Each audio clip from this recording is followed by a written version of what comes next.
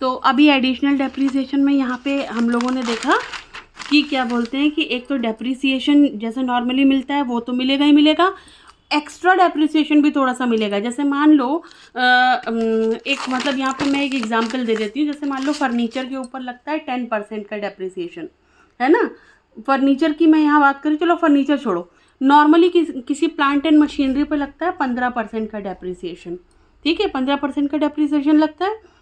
लेकिन अगर वो प्लांट एंड मशीनरी हमने 2005 मार्च के बाद खरीदी है, नई खरीदी है, एकदम अपने प्रोडक्शन बिजनेस के लिए खरीदी है, तो इसका मतलब हमें 20% एडिशनल डेप्रिसिएशन मिलेगा उसके लिए पहले साल। क्या तो यानी कि हमें टोटल डेप्रिसिएशन कितने का मिलने लग जाएगा, 15 + 20, यानी कि हमें टोटल पहले साल 35% का डेप्रिसिएशन मिलेगा, ठीक है। लेकिन अगर वही मशीनरी जो हमने नई खरीदी है वो पुट टू यूज़ जो है वो 180 डेज से कम है, तो इसका मतलब 15% यहाँ पे 7.5% हो जाएगा और 20% यहाँ पे 10% हो जाएगा, यानी कि हमें टोटल 17.5% का डेप्रिसिएशन मिलेगा। ये एक छोटा सा एग्जाम्पल था। अब आगे बढ़ते हैं यहाँ पर। आगे इन्होंने कुछ स्पेसिफिक उसके लिए बताया, ये क्वेश्चन आ सकता है, नहीं भी आ सकता है। एक बार इसकी डेट देख लेते हैं। समझना लेकिन ज़रूरी है। Provided that where an assessee set up an undertaking or enterprise for manufacture or production of any article or thing on or after यानी कि 1/4/2015 1/4/2015 ऑन और आफ्टर, इसका मतलब है चाहे इसी दिन या इसके बाद, ठीक है। ऑन और after 1/4/2015 in any backward area notified by the central government in his behalf in the state of Andhra Pradesh or in the state of Bihar or in the state of Telangana or in the state of West Bengal and acquires and install any machinery or plant other than ship and aircraft for the purpose of the said undertaking or enterprise during the period beginning on the 1/4/2015 and ending before the day 1/4/2020 in the said backward area, then additional depreciation shall be 35%, ठीक है। इसका मतलब ये है कि 1/4/2015 से और उसके बाद और कब तक के लिए कह रहे हैं, बिफोर 1/4/2020, यानी कि बिफोर 1/20 का मतलब अप टू 31 मार्च 2020, ठीक है। अप टू 31 मार्च 2020 कहो या बिफोर 1/4/2020 कहो, एक ही बात होती है यहाँ पर। यानी कि एक फिनेंशियल ईयर जो 1920 का था तब तक, 1/4/2015 से 31 मार्च 2020 के बीच में, अगर यहाँ पे कह रहे हैं अगर कोई इंसान जो है सेंट्रल गवर्नमेंट के नोटिफाइड बैकवर्ड एरिया में, सेंट्रल गवर्नमेंट के, इसको यहाँ हम शॉर्ट फॉर्म में सीजी कहेंगे, सीजी के नोटिफाइड बैकवर्ड एरिया, जो भी सीजी ने जो है जिस एरिया को नोटिफाई किया है एज अ बैकवर्ड एरिया, कहाँ, आंध्र प्रदेश, शॉर्ट फॉर्म में लिखती हूँ, आंध्र प्रदेश, बिहार, तेलंगाना और वेस्ट बंगाल। आंध्र प्रदेश, बिहार, तेलंगाना और वेस्ट बंगाल। कुछ इसको शॉर्ट में अगर किसी को याद रखने के लिए बनाना है तो APBTWP ऐसे करके आ रहा है। क्या बना सकते हैं इसका, हाँ ऐसे कर लो, आप बताओ रेसलर पहुँचे। मतलब कुछ भी जैसा जो याद रखने में बने। वैसे 4 स्टेट हैं, कोई बहुत महान नाम नहीं है। एक आंध्र प्रदेश है, बिहार है, तो बिहार के तो हो ही, तेलंगाना है, तेलंगाना भाई अभी हाल फिलहाल में तेलंगाना बहुत फेमस हुआ, उसकी राजधानी बनी है। और बाकी आपका है वेस्ट बंगाल, ये तो ममता दीदी के नाम से हमेशा याद रखा जाएगा। 4 स्टेट हैं, 4 बस। एडिशनल डेप्रिसिएशन में 4 स्टेट हैं सिर्फ जहाँ पे 35% का डेप्रिसिएशन मिलता है अगर वहाँ के लिए हमने कोई भी नई मशीनरी, यहाँ पे भी कंडीशन वही है कि नई प्लांट एंड मशीनरी, नई प्लांट एंड मशीनरी हमने खरीदी है वहाँ के किसी नोटिफाइड बैकवर्ड एरिया के लिए जिसको सेंट्रल गवर्नमेंट ने नोटिफाई किया हो। कब? 1/4/2015 से 31 मार्च 2020 या फिर 1 अप्रैल 2020 से पहले। 31 मार्च 2020 कहने में ज़्यादा आसान है, से किया हो। अगर यहाँ पे हमने कोई प्लांट एंड मशीनरी लगाई है तो यहाँ पे जो एडिशनल डेप्रिसिएशन 20% मिला करता था, अब 20% ना मिल करके वो मिलेगा 35%।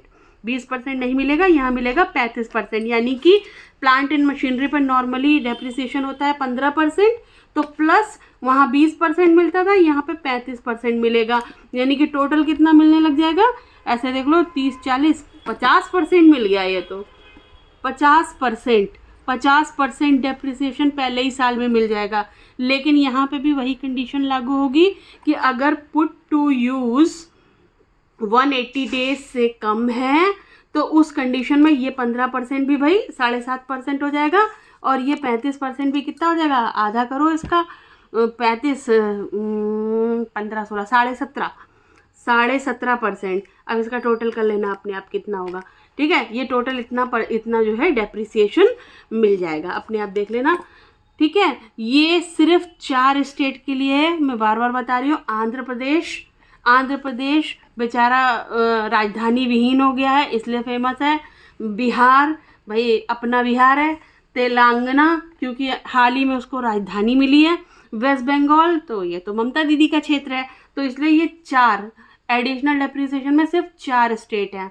ठीक है, एक तो ये हो गई इसका एक पॉइंट। इसके बाद यहाँ पे एक पॉइंट और लिखा हुआ है, वो पॉइंट ये लिखा हुआ है कि however additional depreciation shall not be allowed in the case of following assets. कौन कौन से एसेट्स हैं जिनके ऊपर एडिशनल डेप्रिसिएशन नहीं मिलता? वैसे मैं बातों में बता चुकी हूँ, लेकिन अभी मैं और बता देती हूँ। एक तो शिप्स एंड एयरक्राफ्ट पे नहीं मिलता, शॉर्ट फॉर्म में लिख रही हूँ, ships and aircraft, SNA।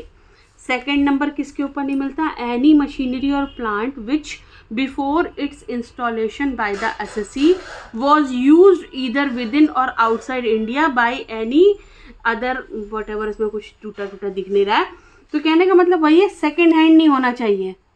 Second hand plant and machinery नहीं होनी चाहिए, ना इंडिया में ना आउटसाइड इंडिया के बाहर। मतलब ये नहीं है कि नहीं इंडिया में तो हमने इसे कहीं यूज़ नहीं किया, ये तो हमने जर्मनी से मंगाई है। अब जर्मनी से आई है, कैसी आई है? सेकेंड हैंड आई है। कई लोग होते हैं ना कि भाई बाहर से सेकेंड हैंड मशीनरीज परचेस कर लेते हैं, क्योंकि ऐसा होता है कि विदेशों में या US वगैरह में मशीनरी वगैरह लगाने की एक मियाद होती है। जैसे यहाँ गाड़ियों की 5 साल होती है, लेकिन मानता कौन है? 20-20 साल लोग चलाते हैं। लेकिन वहाँ ऐसा नहीं है। अगर वहाँ कह दिया गया कि मशीनरी ये 2 ही साल लग सकती है, तो वो 2 साल ही लगेगी, तीसरे साल वो फैक्ट्री में नज़र नहीं आएगी। तो वो लोग क्या करते हैं, अब 2 साल में उनकी मशीनरी इतनी तो घिसती नहीं है, क्योंकि वो हमारी तरह तो कुत्तों की तरह काम कराते नहीं हैं।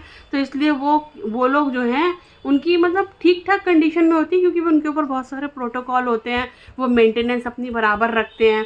तो वो लोग बाद में जैसे ऐसे देशों को जहाँ पे इस तरह की कोई रिस्ट्रिक्शन ना हो, शॉर्ट फॉर्म में अगर ऐसे कह लो गरीब देशों को भेज देते हैं कि चलो यहाँ से थोड़े पैसे आ जाएंगे, नई मशीनरी खरीद लेंगे। तो वो 2 सेकेंड हैंड जो मशीनरी होती है वो बेच देते हैं, और इधर लोग अपनी कॉस्ट कटिंग करने के चक्कर में कि नई मशीनरी खरीदेंगे तो महंगी पड़ेगी, तो सेकेंड हैंड मशीनरी खरीद लेते हैं ऐसे देशों से। तो उसको वो नई मान करके यहाँ एडिशनल डेप्रिसिएशन लेने की कोशिश करते हैं। लेकिन एडिशनल डेप्रिसिएशन के पॉइंट में ये साफ मेंशन है कि किसी भी तरह की second hand plant and machinery नहीं होनी चाहिए, ना वो इंडिया में यूज़ की गई होनी चाहिए या ना वो आउटसाइड इंडिया यूज़ की गई होनी चाहिए। थर्ड है, any machinery or plant installed in any office premise or any residential accommodation including accommodation in the nature of guest house। वही वाली बात जो मैंने पहले बताया था उस समय जब बता रही थी कि किसी भी ऑफिस प्रमाइस में ना यूज़ किया गया हो, ऑफिस प्रमाइस में ना यूज़ किया गया हो, या फिर क्या बोलते हैं किसी रेजिडेंशियल अकोमोडेशन में यूज़ ना किया गया हो, या किसी गेस्ट हाउस में यूज़ ना किया गया हो। जैसे इसका एक एग्जांपल ये है कि देखो चेयर टेबल की ज़रूरत तो जो है फैक्ट्री में भी कई बार पड़ जाती है, और चेयर टेबल की ज़रूरत ऑफिस में भी पड़ जाती है। तो ये ना हो कि ऑफिस में यूज़ किया था, अब ला करके हमने उसको अपनी फैक्ट्री में रख लिया, या फिर गेस्ट हाउस में पड़ा था, भाई कंपनी के गेस्ट हाउस भी होते हैं, गेस्ट हाउस में पड़ा था, उसको ला करके हमने जो है अपनी फैक्ट्री के अंदर रख लिया और हमने कहा कि ये तो नया है। तो ऐसी इस टाइप की, या कोई रेजिडेंशियल अकोमोडेशन में यूज़ की, मतलब डायरेक्टर के घर पे पड़ा था, उसने कहा अच्छा पोछा लगाने वाली मशीन चाहिए, घर में पड़ी है ले जाओ, ऐसा नहीं होना, उसके ऊपर डेप्रिसिएशन नहीं मिलेगा, मतलब एडिशनल डेप्रिसिएशन नहीं मिलेगा। डेप्रिसिएशन तो मिलेगा लेकिन एडिशनल डेप्रिसिएशन नहीं मिलेगा, क्योंकि एडिशनल डेप्रिसिएशन की सबसे पहली कंडीशन ही यही थी कि plant and machinery should be new होनी चाहिए। ठीक है, उसके बाद है चौथे नंबर का पॉइंट ये है एनी ऑफिस अप्लायंसेस और road transport vehicle. Office appliance नहीं होना चाहिए, ये भी मैं जब अभी आगे बता रही थी तो पीछे तो मैंने ये बताया था, या फिर ऑफिस अप्लायंस और रोड ट्रांसपोर्ट। रोड ट्रांसपोर्ट को यहाँ पे अलग से रोड क्यों मेंशन किया गया है, वो इसलिए किया गया, ऑफिस अप्लायंस तो अंडरस्टूड है कि भाई किसी तरह का लैपटॉप नहीं होना चाहिए, कंप्यूटर नहीं होना चाहिए, प्रिंटर नहीं होना चाहिए, मतलब जो ऑफिस में यूज़ होने वाला नहीं, प्लांट एंड मशीनरी होनी चाहिए हार्डकोर, उससे सामान बनेगा। और रोड ट्रांसपोर्ट का मतलब यहाँ पे इसलिए मेंशन किया गया है कि फैक्ट्री में भी ट्रांसपोर्ट के लिए बहुत सी गाड़ियाँ होती है। देखा होगा कि सुपरवाइज़र आता है, एक ऐसे रिक्शे टाइप की गाड़ी से देखता हुआ चला जाता है, या फिर जो है एक माल को दूसरी जगह पहुँचाने के लिए पटरियाँ लगी, जो कोयले की खदानों वदानों में देखा होगा कि ऐसे गाड़ी रहती है और ऐसे जा रहा है, तो वो ट्रांसपोर्ट चलेगा, वो विद इन द फैक्ट्री है, और प्रोडक्शन के लिए वो प्लांट एंड मशीनरी का पार्ट है। रोड ट्रांसपोर्ट का मतलब किसी तरह का सोचो कि अरे कार ली है फैक्ट्री जाते हैं उससे, तो ऐसा नहीं होगा, या फिर ट्रक खरीदा है इससे माल हमारा लोड होके जाएगा, तो उस तरह का कोई रोड ट्रांसपोर्ट व्हीकल नहीं होना चाहिए, उसके ऊपर एडिशनल डेप्रिसिएशन नहीं मिलेगा।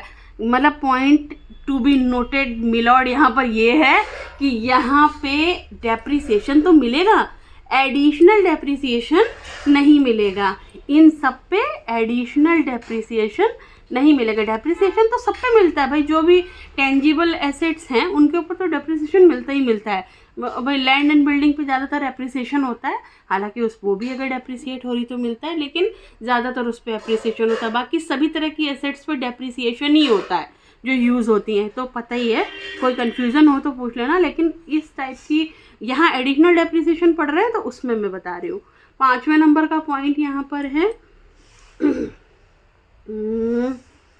कहा गया, हाँ, एनी मशीनरी और plant the whole of the actual cost of which allowed as deduction whether by way of depreciation और otherwise in computing the income chargeable under the head profits and gains of business of profession of any previous year. एक तरह से ये second hand की बात कहना चाह रहा है, लेकिन यहाँ पे बात ये है कि प्रीवियस ईयर में अगर मान लो मैंने मतलब प्रीवियस ईयर में डेप्रिसिएशन ऑलरेडी क्लेम्ड हो, अभी मैं इस चीज़ को एक्सप्लेन कर दे रही हूँ। ऑलरेडी क्लेम्ड का मतलब ये है कि मान लो मैंने मशीनरी खरीद ली, नई मशीनरी खरीदी, एकदम बढ़िया मशीनरी खरीद ली, लेकिन उसे अभी प्रोडक्शन में लगाया नहीं है, प्रोडक्शन में नहीं लगाया, लेकिन मशीनरी खरीद ली और इस साल जो है हमने उसका डेप्रिसिएशन भी ले लिया। या मान लो वो मशीनरी हमने जो हमारी वो थी डेडलाइन थी कब की, 31 आफ्टर 31 डे ऑफ मार्च 2005, यानी कि 1 अप्रैल 2005 से पहले ही, है ना, या फिर पहले ही किसी भी और वजह से हम उसको पीजीबीपी के अंदर उसका डेप्रिसिएशन क्लेम कर चुके हैं एक बार, अब दूसरे साल है ये उसका डेप्रिसिएशन क्लेम करने का है वो नहीं, तो उसके ऊपर भी एडिशनल डेप्रिसिएशन नहीं मिलेगा। इसलिए क्योंकि पहले साल नई मशीनरी, पहले ही साल एकदम यूज़ होने चाहिए, एकदम फ्रेश, तभी मिलेगा एडिशनल डेप्रिसिएशन। ठीक है, इसमें मुझे लगता है कोई कन्फ्यूज़न आ सकती है, अगर कोई क्वेरी हो तो एक बार पूछ लेना। तो टोटल एडिशनल डेप्रिसिएशन जो अभी इस लेवल तक का है वो इतना ही है, इसमें और भी बहुत सारी चीज़ें हैं लेकिन वो अभी कोर्स में नहीं है, तो ये डन।